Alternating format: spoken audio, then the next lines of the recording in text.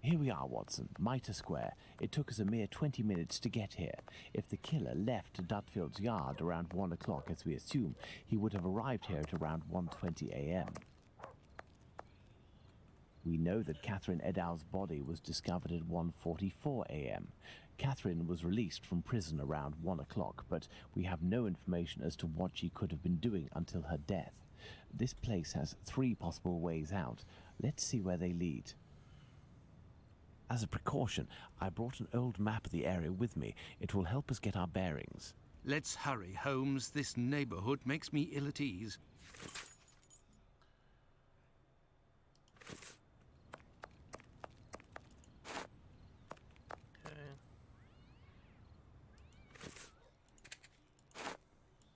Take the lantern, Watson. Okay.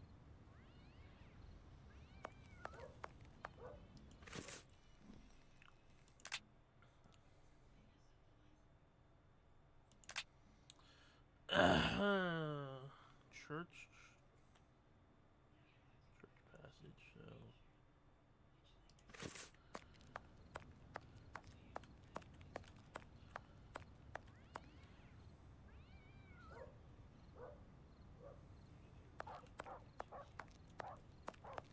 Church Passage. It must be opposite the Imperial Club at 16 to 17 Duke Street. Let's go to the end of this lane, Watson.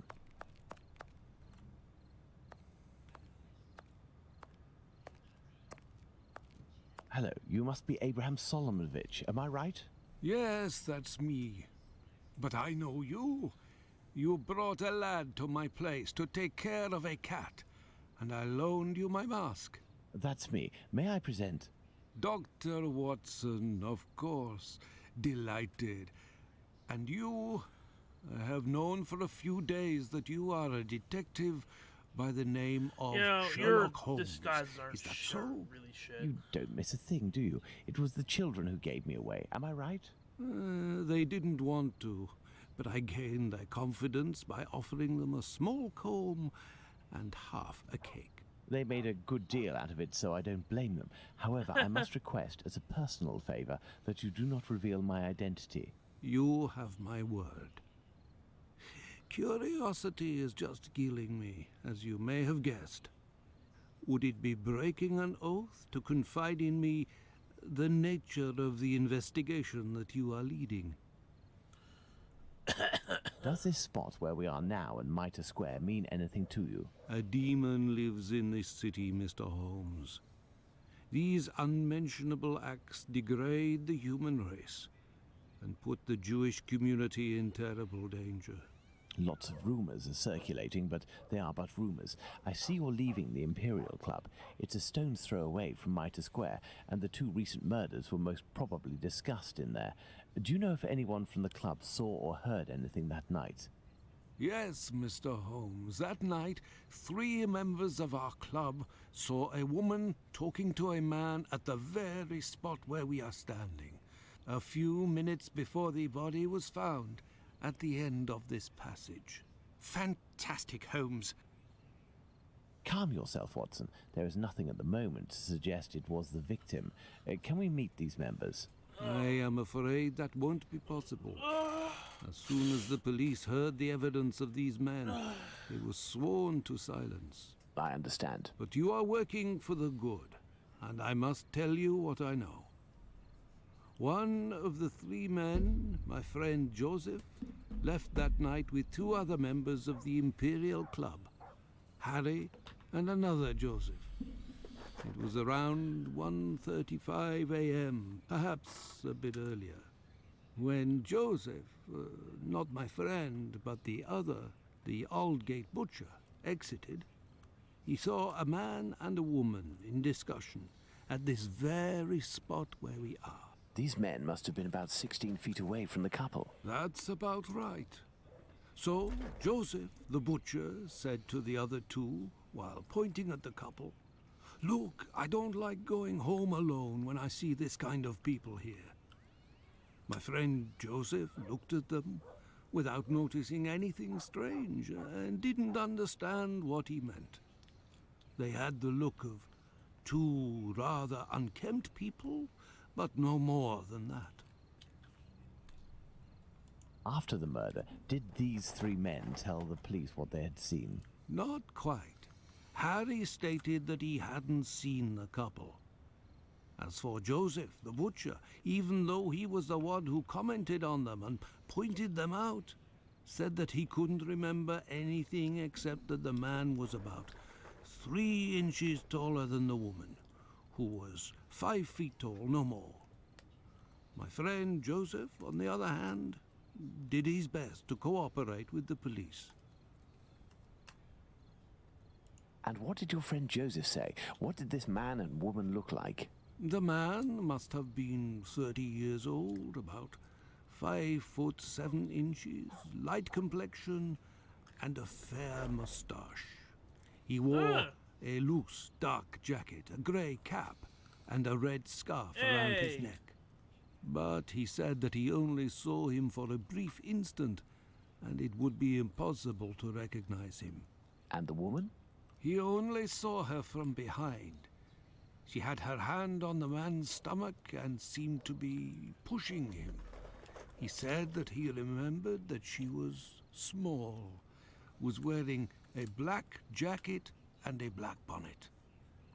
After his testimony, the police took him to see the clothing of the deceased, and Joseph said that they looked identical to those of the woman he had seen. Like I already said, he only glanced at the two, as he was headed with the others in the direction of Aldgate. One final question. The Imperial Club is a Jewish club, isn't that correct? Indeed. Thank you for your help, Mr. Solomonovich. Bah, it was nothing.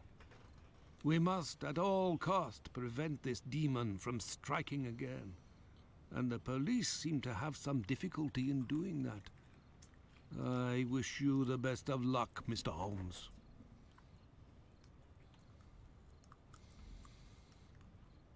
This building is the Great Synagogue of London. Okay, so go back around.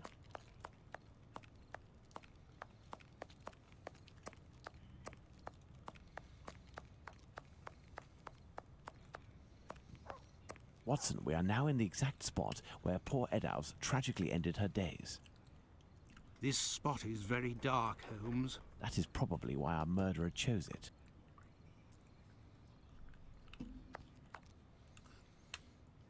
Huh.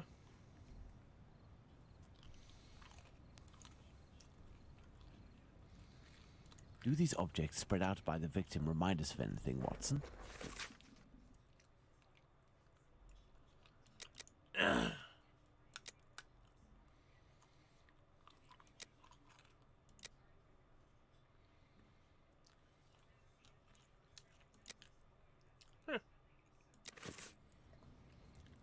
A thimble is located right beside one of the victim's hands, just like Chapman's sachet of pills and Stride's pastils. Okay. The main incision goes from the sternum all the way down to the groin. The murderer opened this abdomen as if it were an animal carcass. A kidney was removed. The uterus was removed.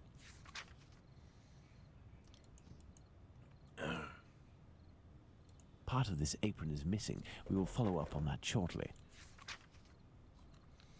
The inside of the thighs is clean. Once again, there were no sexual relations between the victim and her murderer. These intestines were pulled out altogether to grant access to the abdomen. The head is turned towards the left. The murderer must have been on the right side of his victim. Let's look at her from the front. Ew. The nose was cut.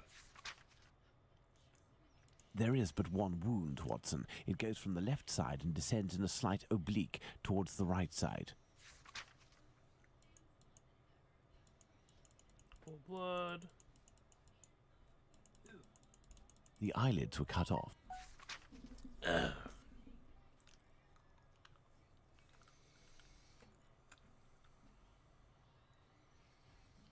Yeah. The cheeks were slashed to make them thinner.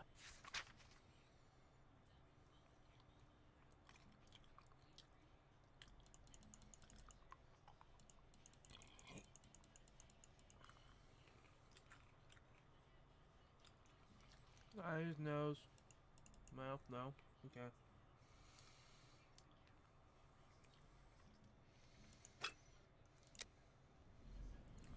My goodness, Holmes, it was a slaughter. Understand, Watson, that our killer had neither the time nor the conditions to bother with the niceties. He had no more than 7 or 8 minutes at most to kill the woman, open her up, and all the while in total darkness. Holmes, it's a woman, a poor victim you're talking about. Consider all the time this man lost and the risks that he actually took by cutting the victim's face and the lower abdomen in around 20 precise spots, especially the lungs and the liver. These attacks, which I considered gratuitous, are in fact nothing of the sort and have as much sense as the removal of the organs. We must, first and foremost, locate the 3 exits leading to Mitre Square, Watson.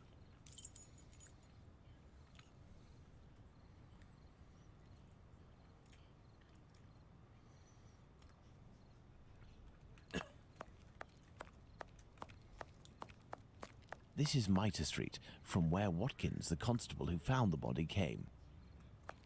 Nothing of interest here. Okay. This is Mitre Street, from...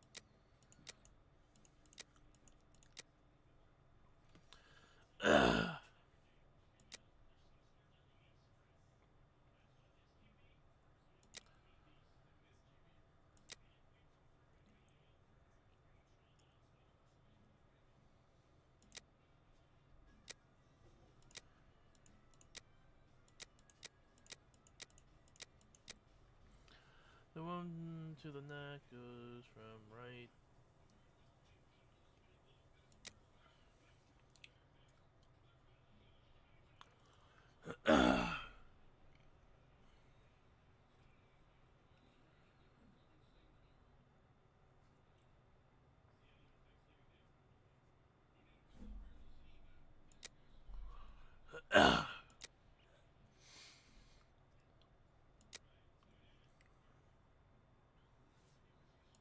Oh, wait.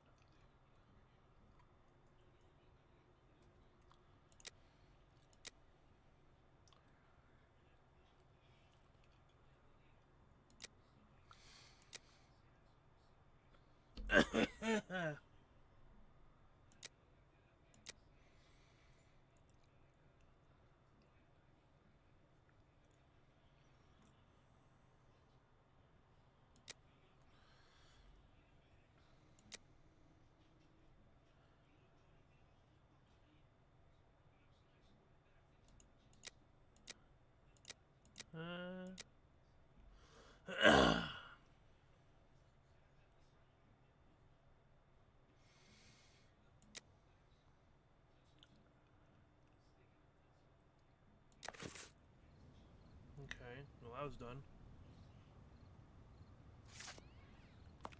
What else am I supposed to be doing?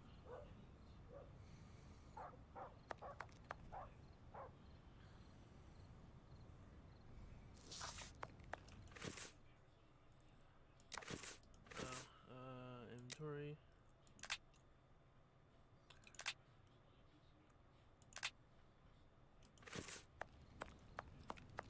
This is exits, right? This dark and narrow passage leads to St. James's Place. Watson, we must now consult our timeline. We began in Dutfield's There we go. yard, but I this didn't see time it. we will try to recreate Look at the the actions of darkness. certain people. In this case, those of the 2 policemen. Right, in fucking total darkness. I can't really fucking tell.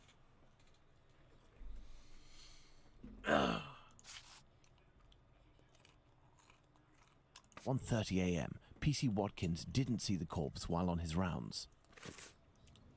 If P.C. Watkins did his rounds properly, and there is no reason to doubt this was the case, as he discovered the corpse a quarter of an hour later, the murder hadn't yet taken place, and there was no one in Mitre Square, unless they were hidden among the shadows.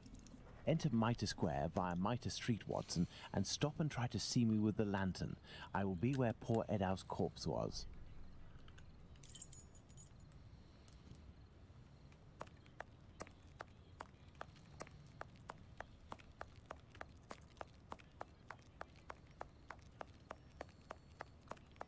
I have no reason to go that way.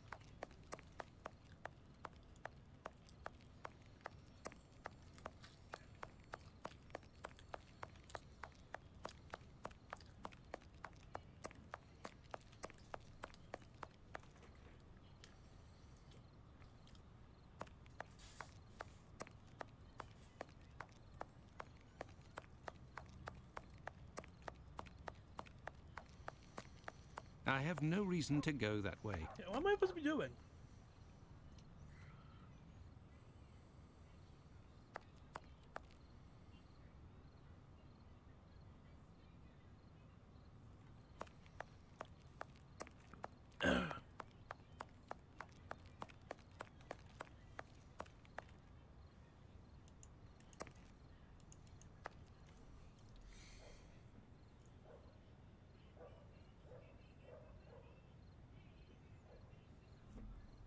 Just doing a third person.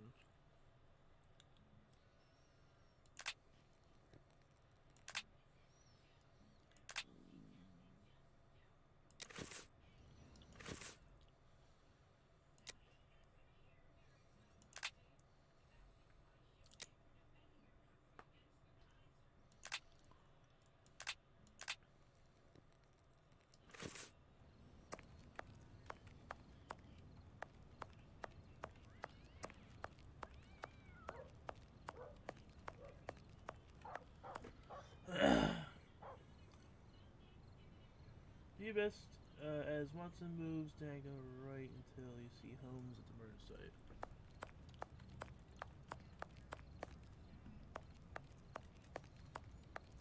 The fuck?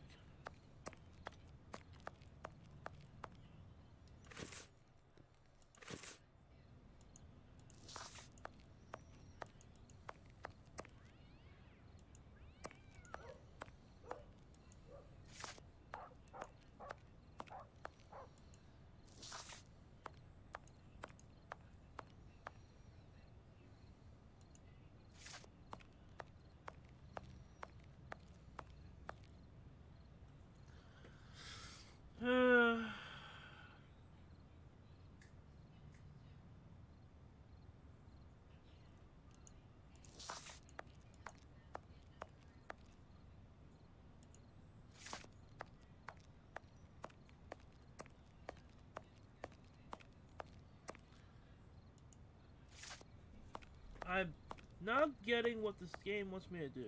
Best to do this in third person, as Watson moves move diagonal until you can see Holmes at the murder site at the right.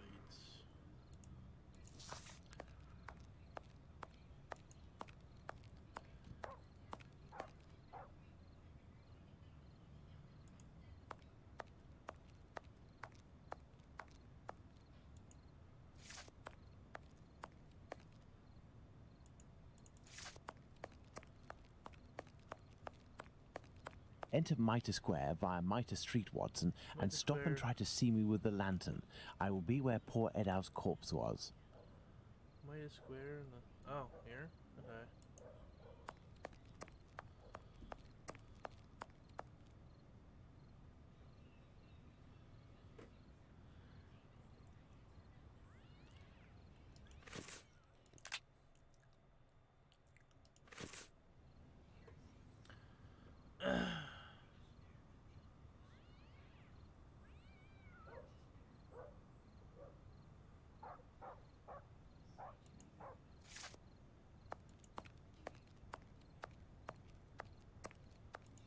Alright, so I enter from here, right?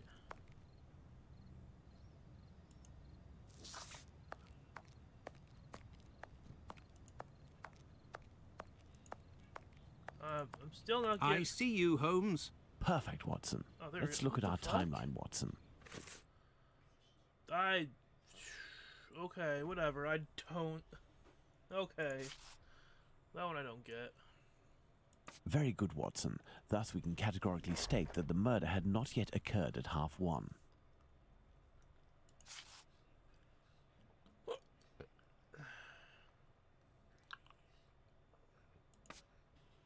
Huh? 1:35 a.m. A man and a woman are arguing at the entrance of Church Passage. The man came from Aldgate.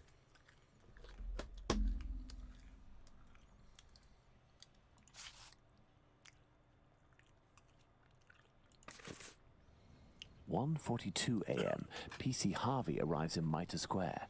It should be noted, Watson, that the constable didn't enter Mitre Square. He could not have seen the corpse lying on the ground.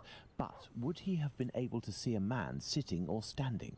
Go to the Church Passage entrance, then come back and try to see me while holding your lantern. I will stay at the spot where the victim was discovered.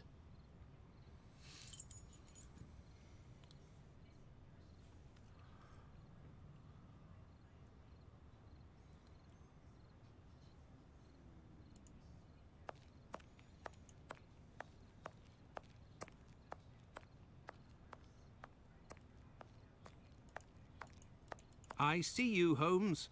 You had to proceed into the square in order to see me, something Harvey didn't do. It is possible that the killer was still there.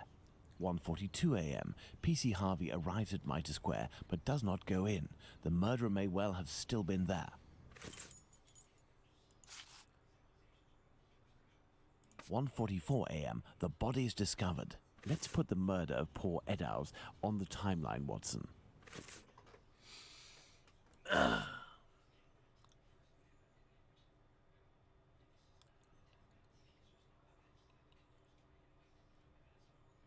1:35 and 1:42 a.m. The murder would appear to have taken place between these times, that is to say, within 7 minutes. Agreed, Holmes. But does this really prove that our killer had the time to perpetrate these two murders? Let's look at our timeline, Watson.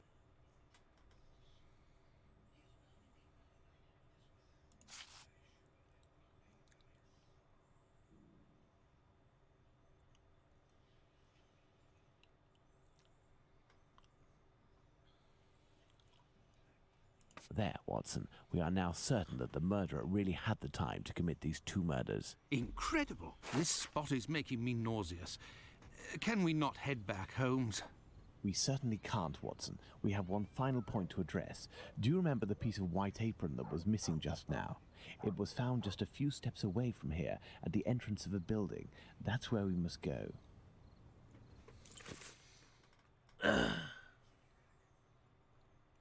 Gilson? Let's go.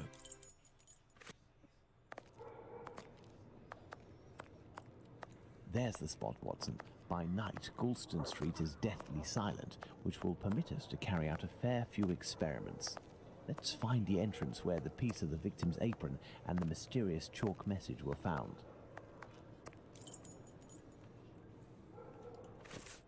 Thank you.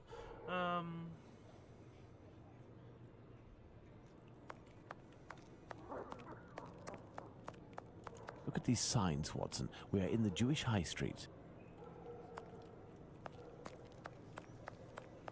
Look at these signs, Watson. We are in the Jewish High Street. I have no reason to go that way. Okay, then where the fuck am I going then?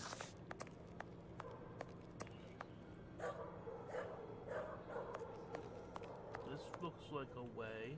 There's the spot where the apron and the message were found by PC Long. Now, let's recreate the scene. Remember, Watson, it was raining that night. Find me something with which to mimic raindrops hitting this wall while I write something with my chalk. The Jews are not the men that will be blamed for nothing.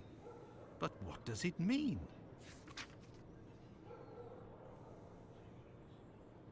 Have you found something for us to pour water from, Watson? Find a container and some water.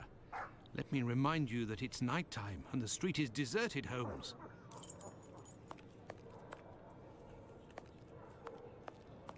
The Jews are not... Okay.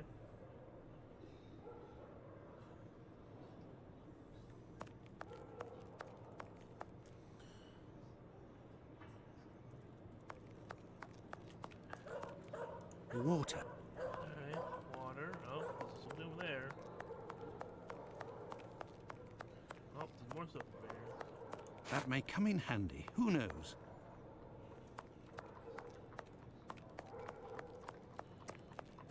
An old wooden pole. A merchant probably threw it out.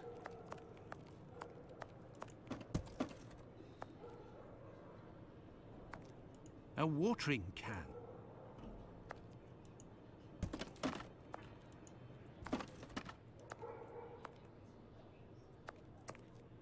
A watering can.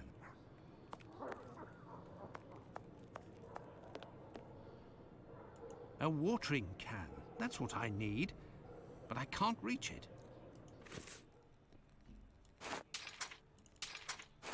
No?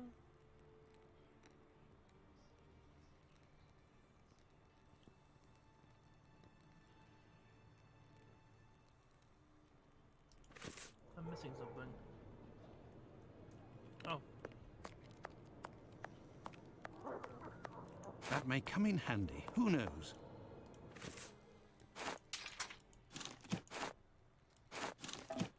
There we go.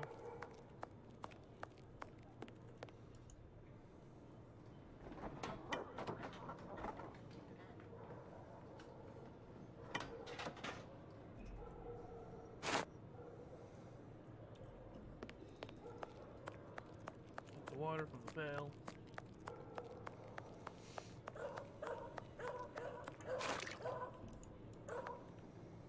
Ahem.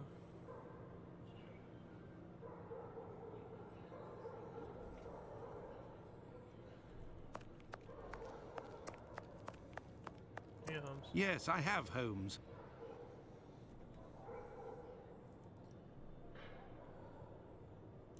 If this message were written by the killer, then it would have been lying in this entrance for up to 35 minutes before being discovered. Let's find out in what state it must have been. This message could not have withstood an entire night in the rain. During the investigations carried out on the night of the double murder, PC Hulse inspected the entrances of this street around 2:20 a.m. and confirmed to have seen nothing out of the ordinary. At 2:55 a.m., 35 minutes later, PC Long found Catherine Eddowes' piece of apron and the message in chalk. This message would not have withstood a whole night in the rain, as had I continued to water it for a little longer, I would certainly have erased it. It was written, therefore, at the moment when the piece of apron was dumped. This substantiates PC Hulse's statement, which stated he had seen neither of these during his rounds. After its discovery, it was guarded and protected from the rain, which was subsiding, which explains why it was still legible when it was erased at 5:30. My dear Watson, when you met P.C. Smith on his rounds in the street, where was he? On the pavement or in the middle of the road? In the middle of the road, Holmes, without a shadow of a doubt. Good. You will go down the street with your lantern as if you were a policeman on patrol, using Smith's position as a guide. As soon as you see the entrance where I used the watering can, tell me if you see anything.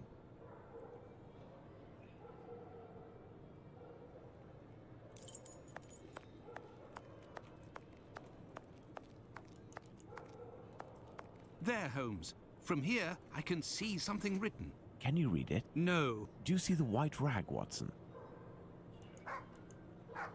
I see something on the ground, but I'm not sure if it's what you were talking about. P.C. Long, who found the piece of apron, was examining the interior of the entrances, and yet nobody would have predicted that this piece of material would be discovered on the very night of the murder by a policeman on patrol. What are you trying to get at, Holmes? Let's look at this message on the wall, Watson. The Jews are not the men that will be blamed for nothing. In other words, the Jews were possibly blamed for nothing, but that will no longer be the case. Reading this message naturally begs one question. What would that be, Watson? Why? Indeed, Watson, why? For what reason would one have the right to blame the Jews in the future? Remember, Liz Stride was killed near a club for socialist Jews, Eddowes not far from a synagogue and the Imperial Club, and finally, this piece of apron dropped here. This building is occupied by Jewish families. The killer really did go out of his way to incriminate the Jews living in the area. It's a bit obvious, Holmes. Yes, but with the rumors, Watson, the author of this message would have received a response to his strategy. You are right, Holmes. So perhaps it's a good thing this message was erased. Whoever took the decision to do this is a man of great wisdom and courage. Let's return to Baker Street, Watson. I have some pipes to smoke to help me think more clearly. Let's go back to Baker Street. Home, sweet home.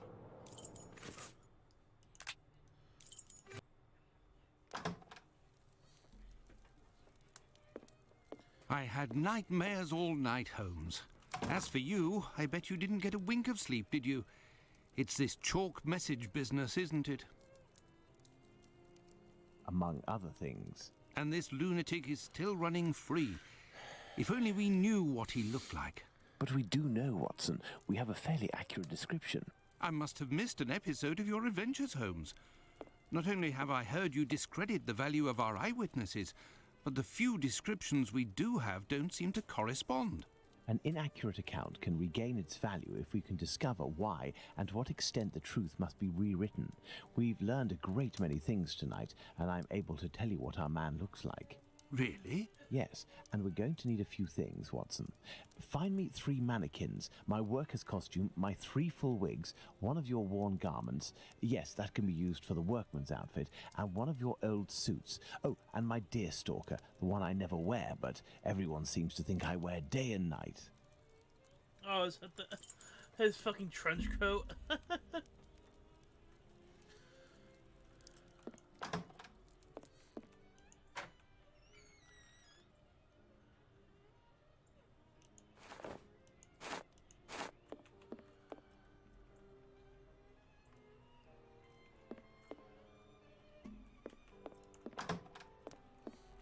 We shall place our mannequins here, Watson. Okay, cool.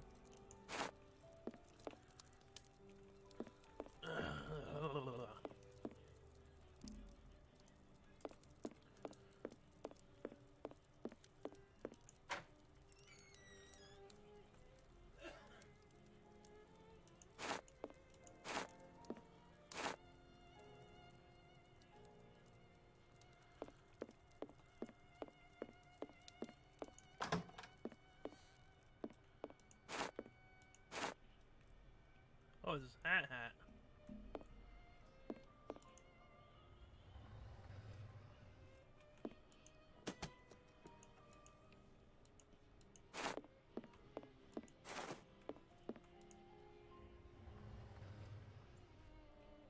A wig.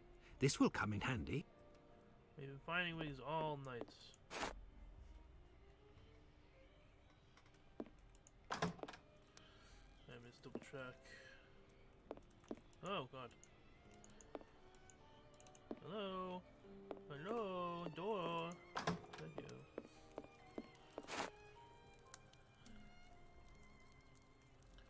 I think I found everything? Let's try to recreate the profile of the men seen by our 3 witnesses. Okay. So, as for one of the murders, we have no witnesses whatsoever. As for the 3 other, we have at least one person who claims to have seen the victims talking to a man a few minutes before their death. Do you remember whom these would be, Watson?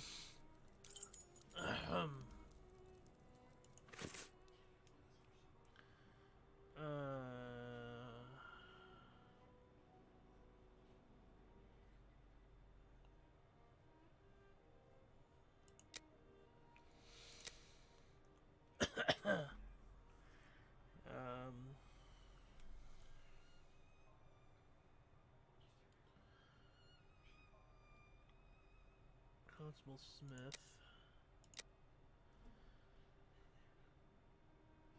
And Elong.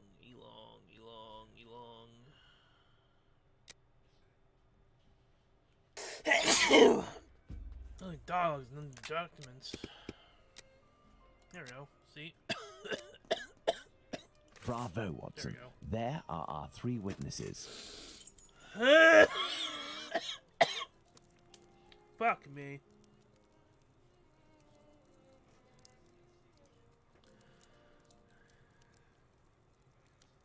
Abraham coats. Gray workers' clothes.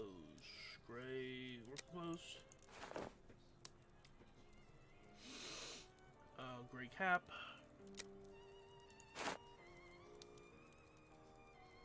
$30. And now man can pull off 30, but you know, fuck it, height. 5. There is an error, Watson. Let's reread Abraham's testimony. Abraham says 5'3". Indeed, Watson, that's the right size for Abraham's Yeah, mannequin. why'd you tell me I was The wrong? account given by Mr. Solomonich's friend is incorrect in at least one point. The first Joseph said that the man was at least 5 foot 7 inches tall. The second Joseph said he was 3 inches taller than the victim, whom we know was 5 feet tall, which would suggest a height of 5 foot 3 inches. Don't forget that it was this second Joseph who attracted his friend's attention towards the couple on the other side of the road. We can assume he got a very good look at them.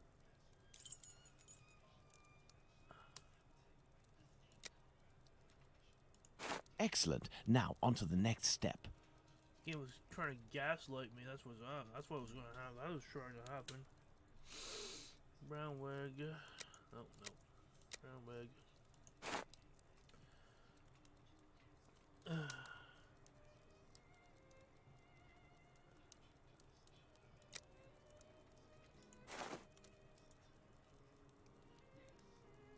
Brown cap.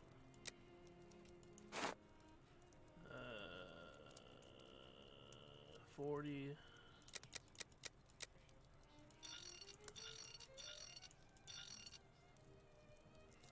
I think. Oh, it's E-long. Oops, wrong one.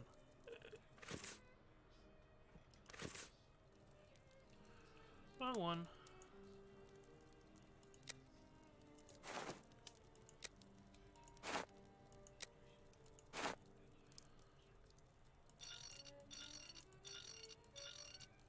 As for young P.C. Smith's account, he must have been mistaken about this person's real height.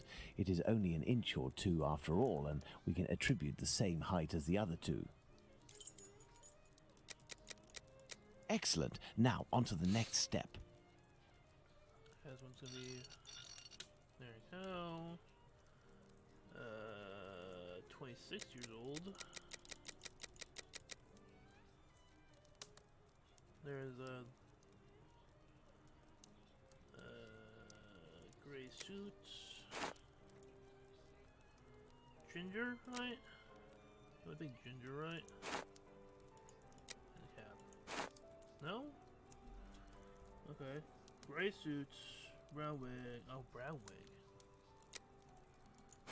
As for young P.C. Smith's account, he must have been mistaken about this person's real height. It is only an inch or two after all, and we can attribute the same height as the other two. Bravo, Watson. Our mannequins have been recreated based on the correct accounts. Now, Watson, let's see in what ways these statements differ and how the witnesses could have been mistaken. Blonde hair. Let's look at these wigs and moustaches. Let's start by taking the first Joseph's testimony, who saw the man head-on in a well-lit spot and in which he noted fair hair. Now, let's consider the same person, but in the lighting and angle of the other two witnesses, in the darkness of night, with poor artificial lighting from above. Put out the light, Watson. Huh. I didn't realize there's electricity here. Thus, poor lighting and a backlit subject can affect our perception of shades and colours. The wigs from Abraham's mannequin took on the same colour as the other two. The three testimonies, therefore, don't contradict one another, and we can apply the same facial hair to all three mannequins. Turn on the light, Watson. Neat. Okay.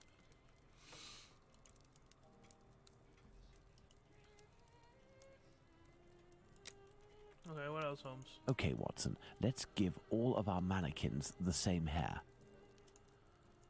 Are they all blondes? Yes, I have, Holmes. Well done, Watson. With regards to the murderer's hair, the three witnesses should agree on Abraham's testimony. As Joseph is the only one who saw our man in full light, his hair must therefore be fair. You see, Watson, it is hard to draw objective conclusions when one is an eyewitness to an event. This leads us to reconsider the various statements regarding the supposed age of the man. Even if you are face to face with someone in full light and for a period of several hours, to what extent can you determine their exact age? And even more so if you observe them for only a few seconds and or from behind. We must allow some flexibility when considering our witnesses' statements, but always scientific flexibility. Okay. Now that we have fully considered the witness accounts, let's see to what extent they agree. If we apply the range of error for each of our dummies, we can deduce the age of our murderer as precisely as possible. Okay.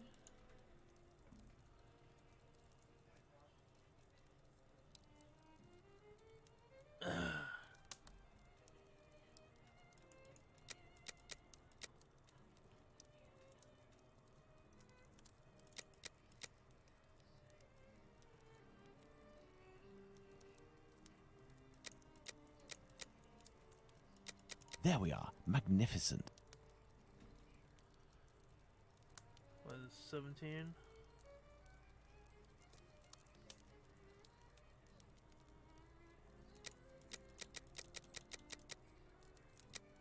Eighteen, 19.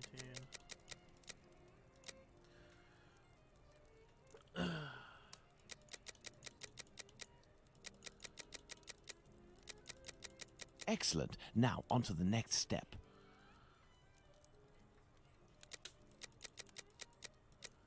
31, 32, 33.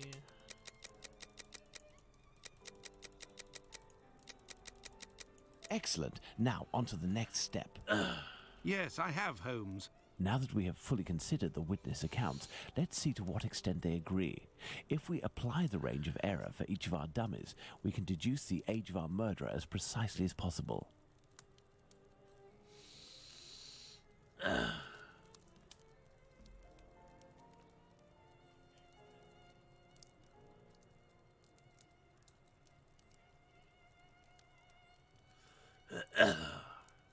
We've done the 20. No, 33 looks like. It looks like the common number.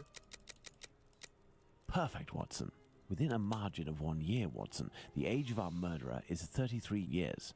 But the man described by Smith was dressed respectably, whereas the other two were poorly dressed. Indeed, but Whitechapel's respectively could quite easily describe the Sunday bests that all lower-class men own. Now, let's place ourselves in the shoes of Liz Stride's killer. He has just slain his victim and sees Louis Diemschutz discover her body. Our killer is at great risk if he stays in the area. He therefore gets away from this spot. But he wants to kill again. However, he might have been spotted in the area before having committed the murder by a constable on his round, perhaps, who Change his managed to clothes. get his description. What do you think the killer will do?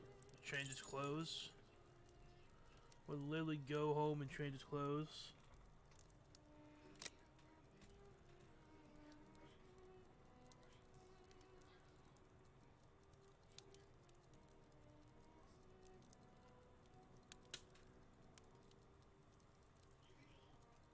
Go back home or to a safe location, change his clothes and leave again in Don't search do of it. another victim.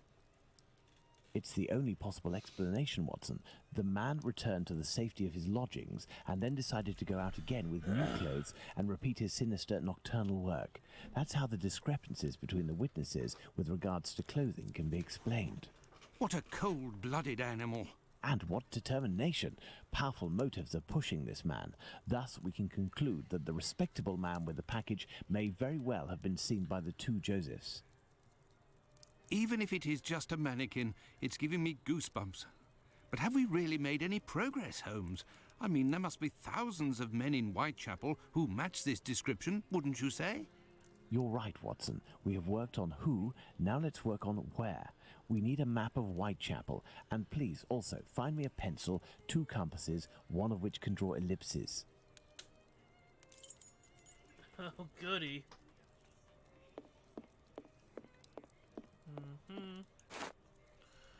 Okay. Paper.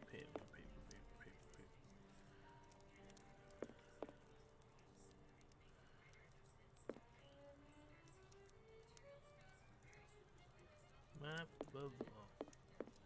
I am in need of something.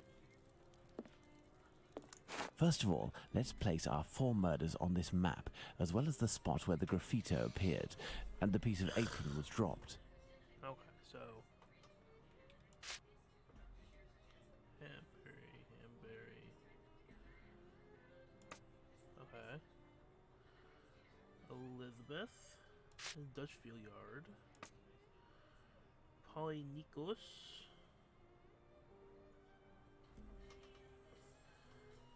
nope, Catherine Everett. Hey, that one's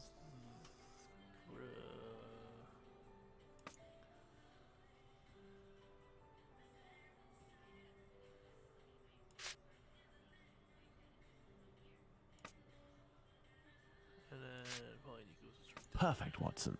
Let's connect each crime scene to the one out of the others that is the furthest.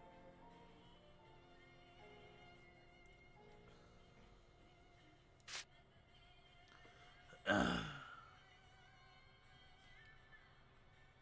it'll be here to here, right?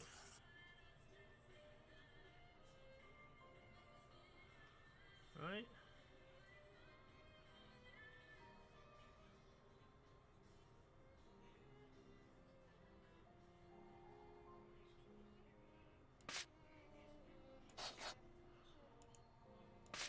Okay, so, okay, sorry.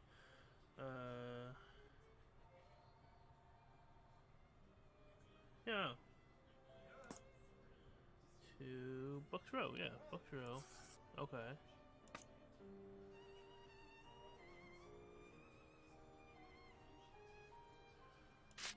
Elizabeth to the other one? You see, Watson, the Okay. murders aren't grouped together, but seem to be spread out like cardinal points around a central zone. The killer obviously wanted to avoid returning to the previous scenes of his crimes, assuming that they would be more closely watched or that he could be recognized. So the killer lives at the center of this cross. In the vicinity, most certainly, but how near? We cannot afford to get it wrong. If you concentrate, Watson, you will notice that the murders are roughly equidistant from the intersection point of the diagonals. Let's focus on the night of the double murder. Remember, Watson, it took us 20 minutes to get from Dutfield's Yard to Mitre Square. Let's draw a line from one to the other. Perfect. We didn't make the trip as the crow flies, but that would not harm our estimate. Let's suppose the killer left Dutfield's Yard at 1 a.m. and arrived in Mitre Square at 1:35 a.m. when he was seen by the 2 Josephs. If he took 5 minutes to change his clothes, that leaves a range of 10 minutes to determine where this man's lodgings are. We must determine the area in which one can go from Dutfield's Yard to Mitre Square in less than half an hour.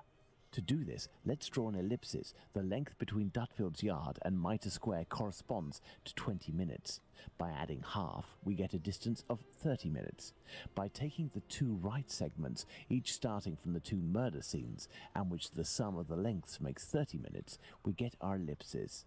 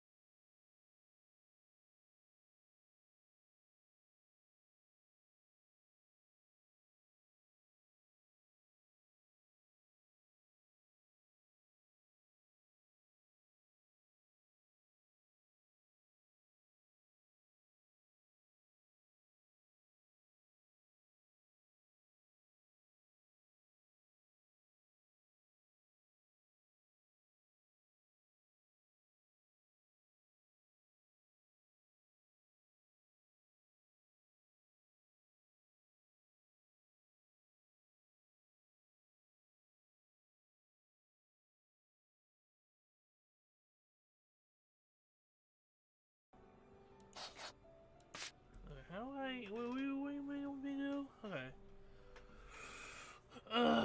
Click on the wooden compass at the center of the green line connecting. Okay,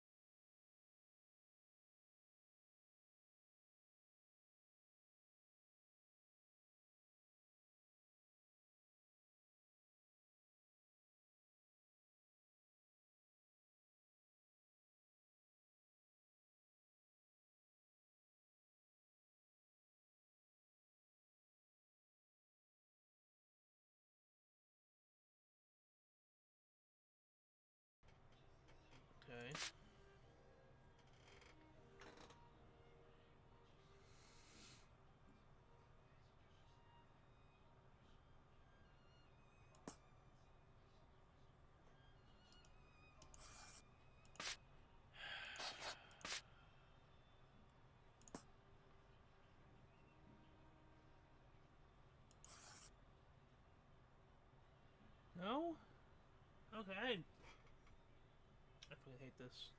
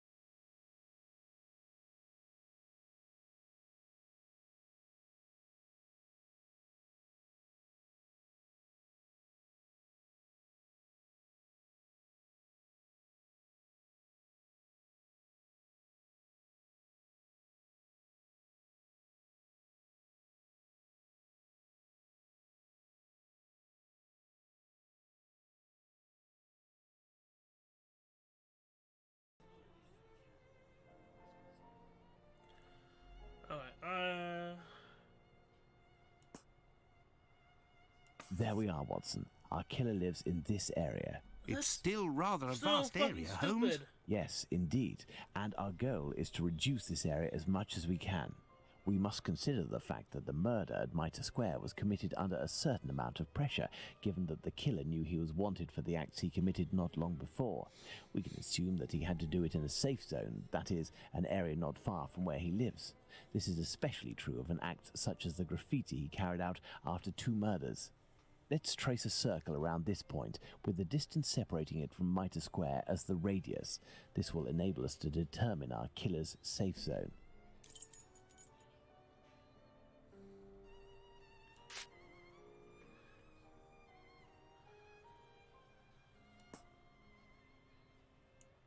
Our killer must surely live inside this circle. Now, let's intersect it with the ellipsis that we previously determined.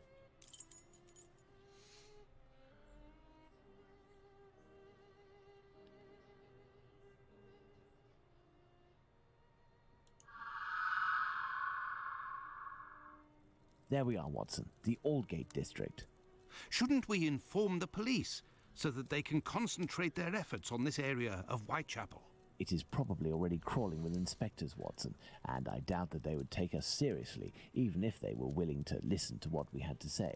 Let's focus instead on understanding the killer's modus operandi.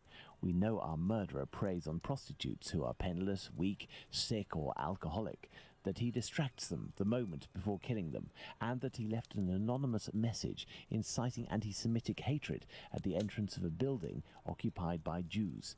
How would you describe this man? What a coward! Indeed, he is a person of great cowardice.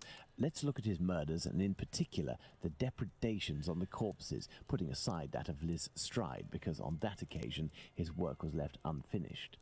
If we recall the observations made on the victims and the parts that were mutilated or damaged on each of the bodies, without forgetting the fact that he also removed 1 or more organs, we can ascertain that our killer evolves during the course of the murders, cowardly and still evolving.